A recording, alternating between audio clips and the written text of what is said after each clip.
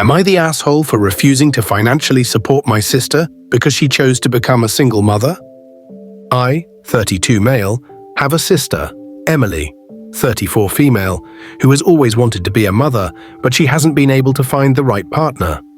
After years of waiting, I suggested she consider IVF treatment. I even helped her research the process and find clinics. She loved the idea and decided to go ahead with it. Emily had the financial means to afford IVF on her own, but it meant she had to cut back on creature comforts and luxuries for the foreseeable future. 2 months ago, after her 4th round of treatment, she got pregnant.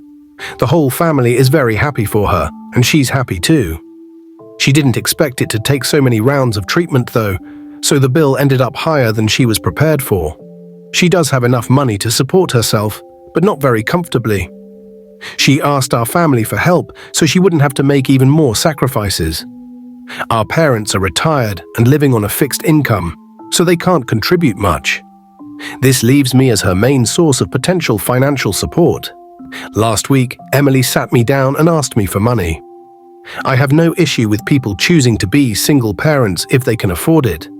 But I don't believe it's fair to ask others to finance such a personal choice, especially when there are significant long-term financial commitments involved. I have a wife and a newborn son. While we do have some extra money, we're using it to keep our own little family comfortable and save for a bigger house. We currently live in a single-bedroom condo.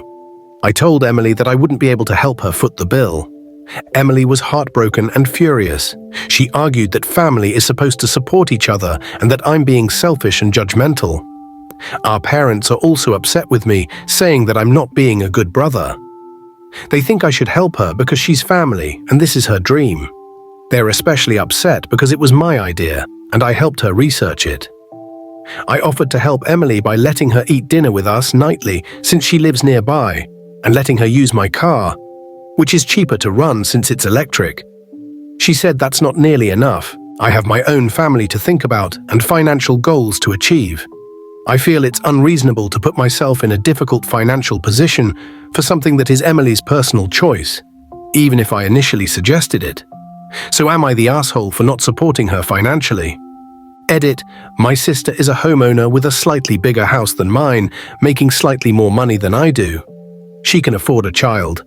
She took from savings to pay for the 4th round of IVF and is rebuilding it as fast as possible by not spending. It isn't like she didn't budget. She doesn't like being frugal. She also did take me up on the offer to trade cars and eat dinner with my family nightly temporarily. IVF was not my first suggestion. She wouldn't adopt because she wants a biological child. She did not use donor IUI because she wanted PGT done to ensure she'd have a boy, which is what she's wanted since high school. I was not involved in her treatment or consultation, and I disagree with her decision. I helped her research because I was trying to be a good brother. Okay, in my opinion, Opie is not an asshole in this situation. But let's hear other people's opinion. Not the asshole. It's not your fault that she went for 4 rounds of IVF. She should have stopped when she couldn't afford it anymore. Who goes to the doctor with a blank check? She was irresponsible, and it's not like she's about to be homeless. She just has to make cuts. You have a family to support.